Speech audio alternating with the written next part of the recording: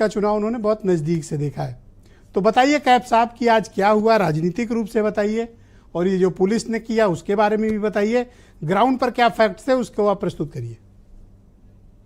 बहुत धन्यवाद ब्रिजेश जी। देखिए, ये तो आप समझते ही हैं, और आपसे अच्छा कौन ये समझता है कि उत्तर प्रदेश का ये बाई इलेक्शन जो है, ये किसी राज्य के राज्य चुनाव से भी अधिक महत्वपूर्ण इस समय है। इसलिए है क्योंकि ये सभी मान रहे हैं कि मोमेंटम तय कर रहा है 2027 का। तो उत्तर प्रदेश के मुख्यमंत्री योगी आदित्यनाथ जी इस बात को और अधिक महत्वता से समझते हैं। शायद वो इसलिए भी समझते हैं कि कुछ समय पहले कन्फ्लिक्ट रहता सेंटर और स्टेट के बीच में, तो कहीं से कलेक्ट करते होंगे वो भी। और आज ये इसलिए हर कीमत पे उन्होंने ये तय कर लिया था, या उनकी टीम ने ये तय कर लिया था कि भारतीय जनता पार्टी ने भी, कि हमको जीतना ही है। और जब एक ही विकल्प हो आपके पास में, जीतना ही है, तो हार का डर जो है बहुत बड़ा हो जाता है। और कम से कम मैंने आज जो देखा है, मैं 25 साल से पत्रकारिता कर रहा हूँ। 15 साल की उम्र में मैं आया था, आई वॉज द यंगेस्ट। तो मैंने अपनी पूरी जर्नलिस्ट के लिए नहीं देखा है। बैरिकेडिंग की गई थी जहां बूथ था उससे 20 मीटर पहले, और 200 मीटर दूर चक्कर लगा करके कॉरिडोर से वोटर को घूम के आना पड़ा। वोटर बाहर लाइन लगा के खड़े थे, भीड़ जमघट लगी थी, अंदर बूथ पे कोई नहीं था। जिस समय मैं वोट डालने के लिए गया, चूंकि मैंने भी अपना वोट कास्ट किया, तो बहुत अच्छा, आप वोटर हैं, मीरापुर के ही हैं आप? जी, मैं मीरापुर। वाह, बहुत बढ़िया। तो आप बेटर एनालिसिस करेंगे, बोलिए, गो अहेड। तो जिस समय मैं वोट डालने के लिए गया, उस समय वहां सभी बूथ एजेंट थे और पुलिस थी। और आपको मैं एक चौंकाने वाली बात बताता हूँ, जहां मेरा वोट था वहां 2700 से ज्यादा वोटरों को वोट डालना था, लेकिन I was the only one. मैं अकेला था जिसने वहां वोट किया। और मुझे अंदर भी इसलिए जाने दिया गया क्योंकि मैं जर्नलिस्ट हूँ और मैंने अपना अपना आई कार्ड दिखाया। तो बाकी ये लोगों एक को पुलिस समस्या जाने नहीं दे रही थी? बिल्कुल जाने नहीं दे रही थी। ये बिल्कुल केवल जाने नहीं दे मुसलमानों रही के थी। मोहल्लों में इस तरह का बूथ पर हाई सिक्योरिटी अरेंजमेंट था, डिस्करेजमेंट था पुलिस के द्वारा, या सभी जगह ऐसे ही था? ब्रिजेश जी, बहुत धन्यवाद, सवाल अच्छे पूछते हैं आप। एक्चुअली जहां पर मिक्स आबादी थी, हिंदू और मुस्लिम दोनों मिलजुल के रहते हैं, जैसे मेरा टाउन था, वहां थोड़ी कम समस्या आई थी। लेकिन जहां पूरी तरह से मुस्लिम बाहुल इलाके थे, जैसे खुजेड़ा, मुझेड़ा, सम्मेलड़ा, खाईखेड़ा, तेवड़ा और जटवाड़ा, खेड़ी फिरोजाबाद, रुड़कली, वहां बहुत अधिक समस्या थी।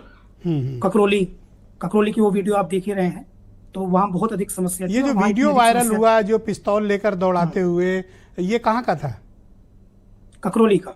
ककरोली। ककरोली का था ये। और अभी मैं आपको, ये तो सिर्फ मैं आपको घटनाक्रम बता रहा हूँ, अगर मैं आपका इसको पॉलिटिकल इफेक्ट बता दूंगा तो आज आप वास्तव में चौंक जाएंगे। एक्चुअली मेरा मानना यह है कि जिसने भी ये सलाह दी हो सिस्टम को कि आपको ऐसे ऑपरेट करना है, या इतनी सख्ती कर देनी है, या वोटिंग परसेंटेज आपको डाउन कर देना है, आपको फायदा हो जाएगा, उन्होंने भारतीय जनता पार्टी के शीर्ष नेतृत्व को गलत सलाह दे दी है। गलत सलाह इसलिए दे दी है क्योंकि यहाँ कंफर्ट जोन में थी आरएलडी। यहाँ मुस्लिम वोट जो 1,35,000 है, वो दो हिस्सों में बट रहा था। मजलिस को जा रहा था, चूंकि ओवैसी यहाँ आए थे, और चंद्रशेखर आजाद को भी जा रहा था। ओके। लेकिन जब सुबह से ये एपिसोड होना शुरू हुआ और ये सब चीजें सामने आनी शुरू हुई कि एक खास एक वर्ग को टारगेटेड किया जा रहा है, तो उसके बाद वोटर का मिजाज बदल गया। वो वोटर जो है वो समाजवादी तो जो पार्टी को शिफ्ट बंटवारा हो हो गया। रहा था वो नहीं हुआ? हाँ, सुबह 10 बजे तक वो जो था ओके, तो सिनेरियो वो खत्म हो कुंदरकी, गया। गाजियाबाद, खैर, यहाँ से क्या रिपोर्ट मिली आपको? यहाँ मतदान कैसा था और यहाँ के प्रबंध कैसे थे? कौन देखिए, किस पर भारी दिखा इस इलाके में? कुंदरकी में भी सेम स्टोरी थी। मैं फिर इसमें एक इंपॉर्टेंट बात प्लीज मैं ब्रिजेश जी बता दूं। आज पॉलिटिकली दृष्टिकोण से जयंत चौधरी के लिए बहुत खराब दिन रहा है। हो सकता है कि वो एक सीट कहीं से जीत जाए, हालांकि उसकी संभावना भी कम है क्योंकि बहुत क्लोज फाइट है।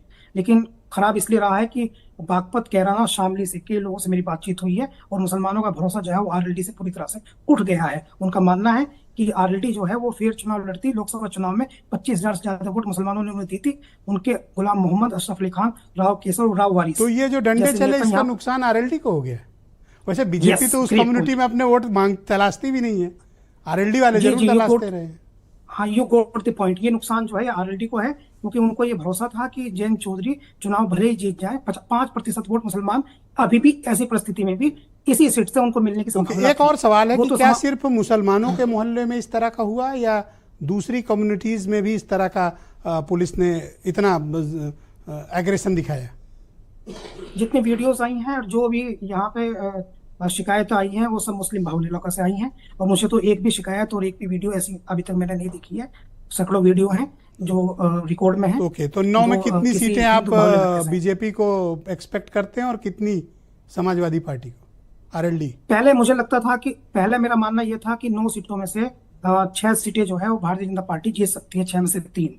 3 समाजवादी पार्टी जीत सकती है, लेकिन आज मेरा मानना यह है कि भाजपा जो है वो 5 सीटें जीत सकती है और 4 सीटें समाजवादी पार्टी जीत सकती है, क्योंकि कुंदरके पर आपने सवाल पूछ लिया था, मैं कुंदरके को भी स्पष्ट कर दूं, वहां भी कंफर्ट जोन में चली गई थी बीजेपी।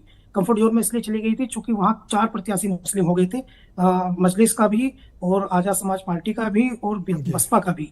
लेकिन जब वहां अच्छा, भी एक इसी बात तरह बताइए से कि चुनाव के दौरान बड़ी चर्चा थी ये जोझा मुसलमान जो बैकवर्ड कम्युनिटी है, इसका वोटिंग पैटर्न बदला, ये अपनी कम्युनिटी के साथ गए या फिर ये समाजवादी पार्टी को मिले या बंटवारा हुआ? देखिए, शुरुआत में मैंने बताया आपको कि शुरुआत में जो स्थिति थी वो उस समय के बाद 10 बजे के बाद बिल्कुल बदल गई और मुस्लिमों ने फिर ये तय कर लिया कि वो एनी हाउ अब वोट समाजवादी पार्टी को करेंगे। थैंक यू, बहुत शुक्रिया जो आपका हमारे साथ रही।